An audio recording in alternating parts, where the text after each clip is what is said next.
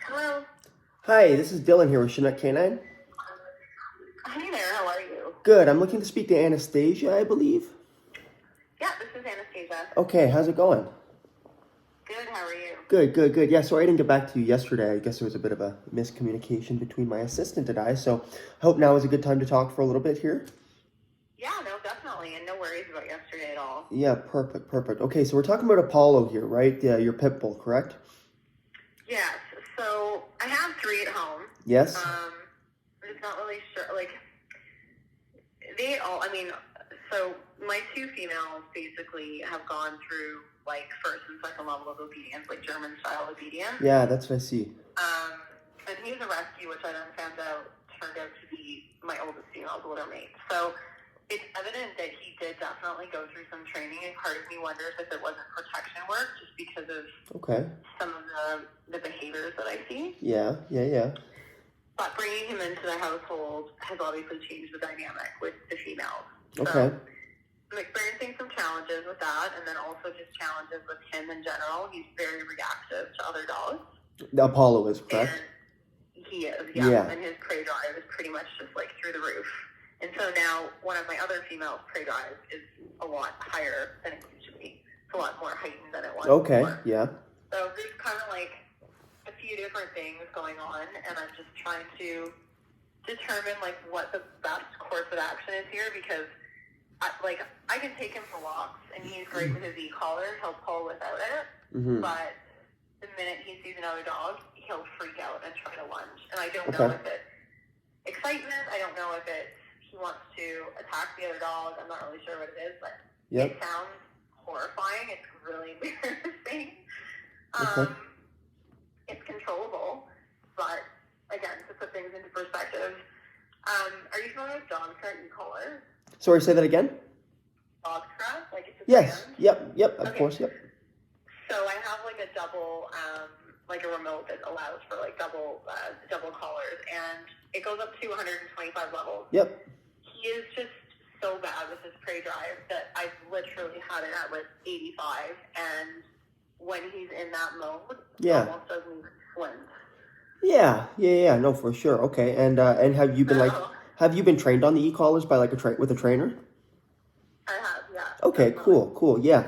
Well, and it's one of those things where, I would definitely want to see the dog and stuff, but we typically have clients that even I work with and train the e-collar with and condition it with that, they'll call me down the road with maybe some of these issues. And a lot of the times the answer is, that there's, another 20, 40 levels, right? So, that's what they built those levels in there for, is to make that aversive enough, right? So, not saying depending on how he's trained and conditioned, I don't want to necessarily give you advice without working with you, but, my advice to my client would be, use some of those higher levels if that works. But yeah, exactly, right? Keeping in mind that, you got at least 40 levels to go through. So don't be afraid to use them. But with that being said, making sure your dog is understanding what you're communicating with it and making sure you're understanding how you're communicating it is also equally as important, especially when we're dealing with a lot of prey drive and stuff, especially with these bully breeds, right? So are all 3 of your dogs bully breeds then, pit bulls? They are, yeah. Oh, awesome. And then, that's great. Sorry, the next question that I have is, they're all the same age. Penny is the youngest female. Yep. And she's 5 months younger than these 2 are, so. Okay. They're all basically 4 and 4.5. Okay. And then I've noticed, though, is Delilah, who's the very first female that I had, which happens to be Apollo's sister, has now become a bit of an issue when there's food around. Yeah. And this didn't used to be so much of an issue before. Her and Penny used to share bones. They would chew on the opposite end of bone. Yep. Now, I can't even, if I'm holding their food in my hand and another one of the other 2 dogs is near her, she just freaks out. She lunged at Apollo 2 weeks ago. They started a fight. I had to break them up, and then it became her and Penny that fought. Okay. And they fought over the food? They did, yeah. So it's never Penny and Apollo that instigate that. It's Delilah, but this has now changed with him being in the house. It's happened a few times, but the most recent one, I was alone, so I didn't didn't have help. I was very lucky to break the brother and sister up. So when I had to break up Penny and, the two females, I literally had to stick my hands in her mouth because there was nothing around me to bang, or it just wouldn't work, and I ended up getting like a puncture in my hand. So, yeah. I mean, I know it wasn't intentional. It's redirected kind of like aggression. Yeah. I get how it all works. Yeah, absolutely. But nonetheless, I mean, I don't want to be dealing with that. And then I also think one day when I have kids, what if my child's holding food and then a fight happens? And it's not that they'll hurt the child, but they'll get into it with each other, and having a kid around makes it a lot more difficult to deal with that. Yeah, how old is your kid? I don't have any kids right now. Oh, okay. Oh, sorry. Sorry, I heard that wrong then, I guess. Sorry. Okay. Yes, absolutely. Sorry, I thought you said that when you had a kid holding food, they would fight, but maybe I misheard you there. No, I'm just saying that, like... hypothetically. Okay, yeah, cool. Okay, cool. I just wanted to clarify that, because that's kind of important for us to know if there's any children or anything involved there. But okay, perfect. Okay.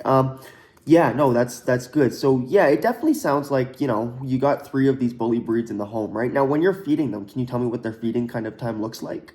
Do they have a specific feeding schedule or routine? Yeah, they do. So I usually feed them at around sometime between like 7 and 8 a.m. in the morning, and then sometime between like 6 and I'd say like 7:30 in the evening. Okay.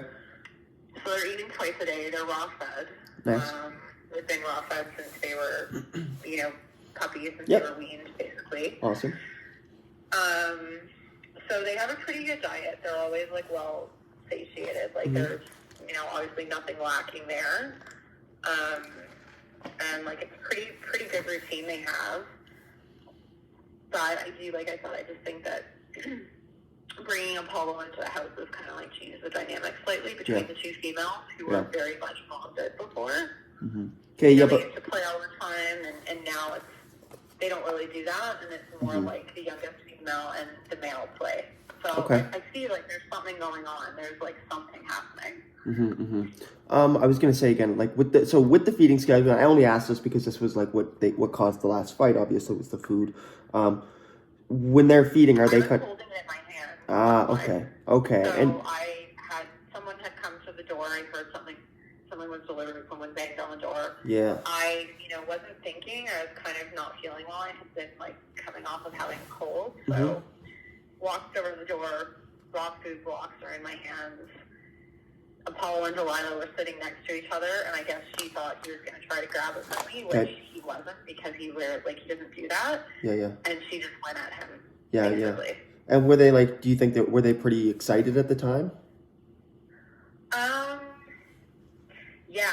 So the minute that there's any food around, or like there's some kind of food, I'd say the brother and sister get really excited. And it's you can notice it, like they need to. It would be better for them to be calm. Yeah, absolutely. Penny is more laid back out of all the 3. Like I'd say,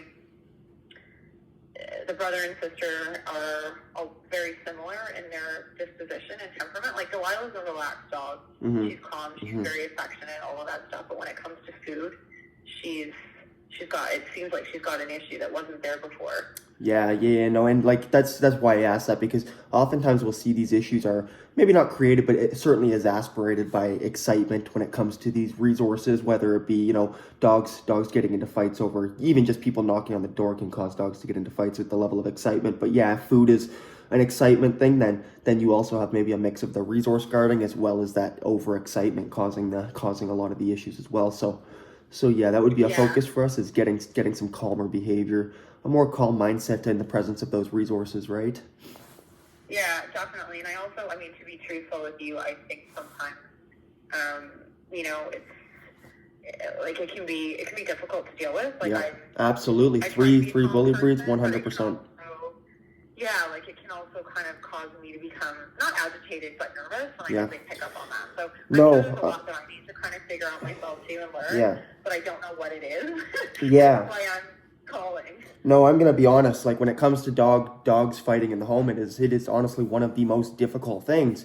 And it's not the most difficult thing because like the dogs are hard to get through too. It's the most difficult thing because the owners are the most difficult to get through too, because honestly, when you're dealing with dogs fighting in the home, it often requires a complete restructuring of how you live with your dogs and kind of the way you think about living with your dogs as well, right? A lot of the times we'll see these issues come up in homes that the dogs are typically living a relatively structure-free, routine-free life.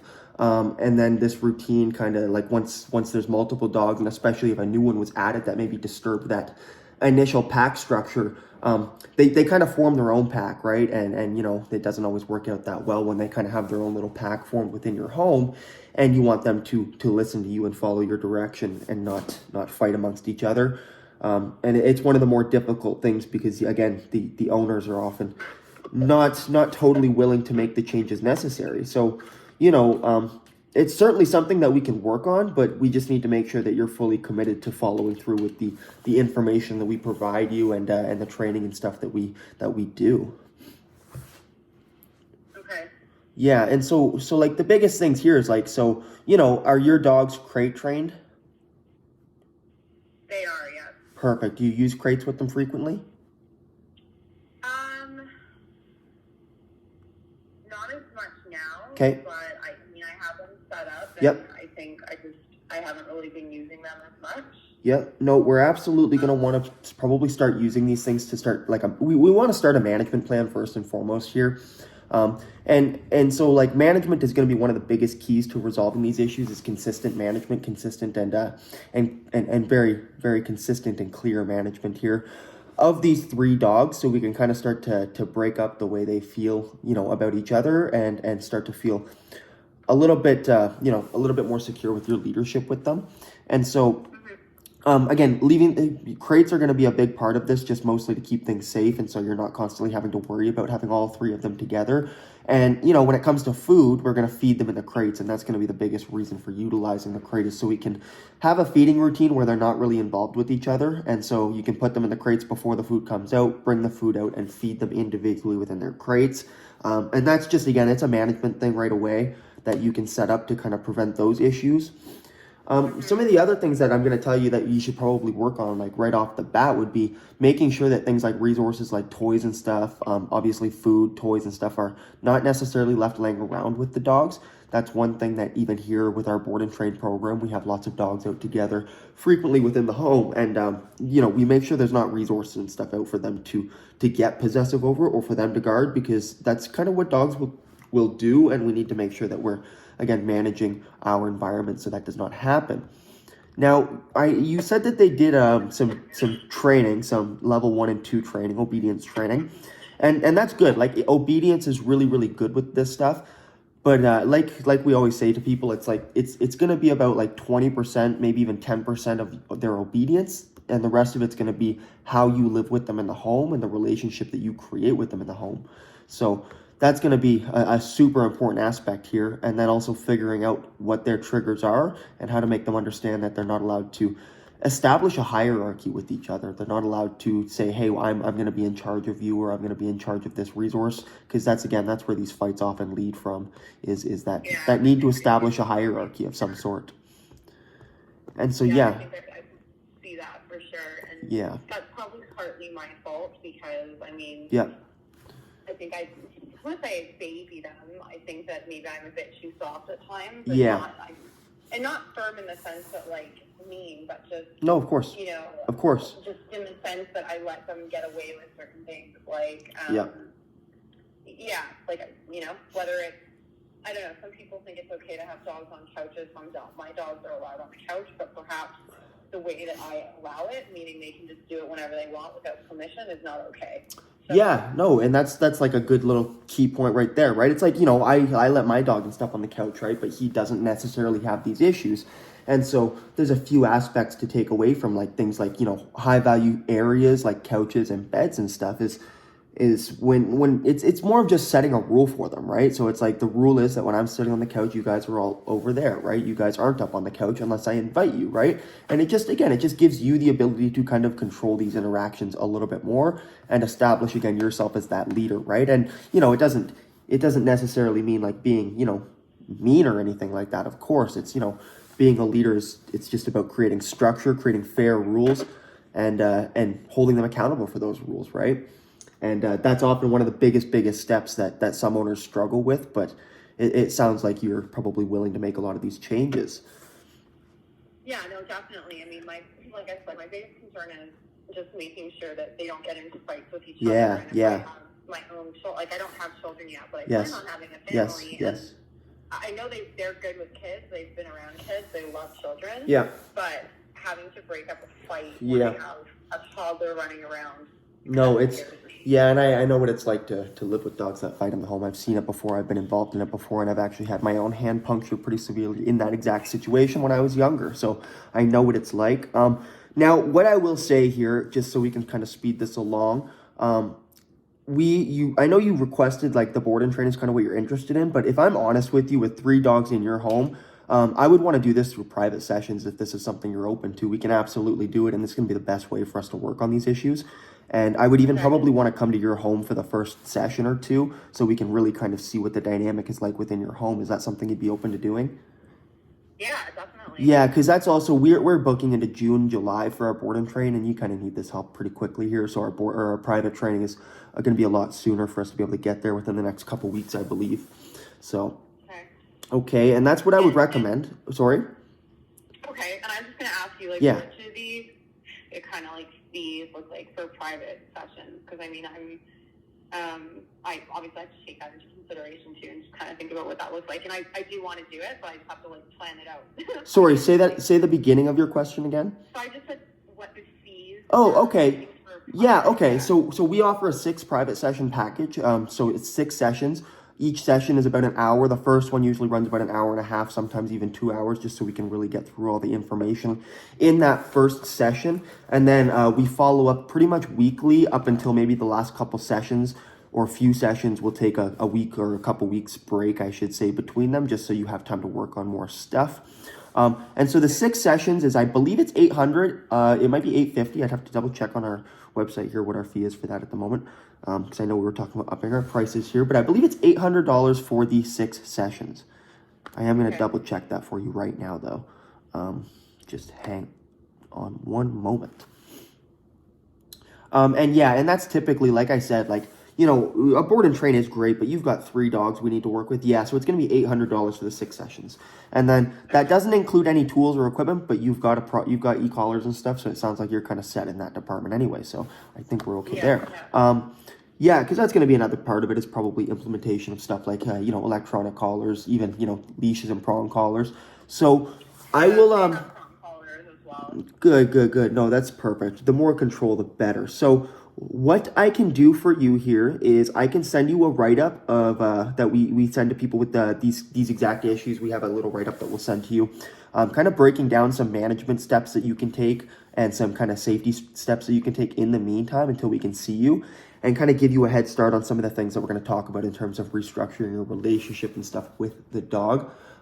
So I can send you that email, and then I can also have my assistant reach out to get that session scheduled, because I don't actually know what day we have available, and I can't pull it up at the moment for some reason. So I can have her reach out via email here right away this evening, and we can get that scheduled and finalized, but it's going to be within the next couple weeks, I'm sure, okay? Okay, that sounds good. Okay, and then whereabouts are you in the city? I'm in Seton, so I'm in the south. Okay, so we do have a travel fee, but like I said, we typically add that travel fee to just each session that's done at your location. So if we even just do one session, the first one at your place, I think that would be perfect. And depending, it's usually about, I want to say like a $25, $30 travel fee, but it'll only be applied for that one first session. And like I said, with the 3 dogs in the home, I think that would be best to have that in your home. Okay? Okay, in the meantime, yeah, just make sure, like I said, I would start implementing things like your crate, especially around that feeding time, getting some of those resources out of the picture and stuff. And like I said, I'll send you an email here detailing a bit of further information for you as well, okay? Okay, that sounds good. Okay, fantastic. Do you have any other questions or anything for me? No, I think that's good on my end. Okay, sounds good then. I will have Robin reach out here right away, and I will get this email sent to you as well, giving you some further information, okay? Perfect. Okay, sounds good. Thank you so much, and I look forward to working with you, okay? Yeah, thanks. Thanks. Okay. Bye. Take care. Bye-bye.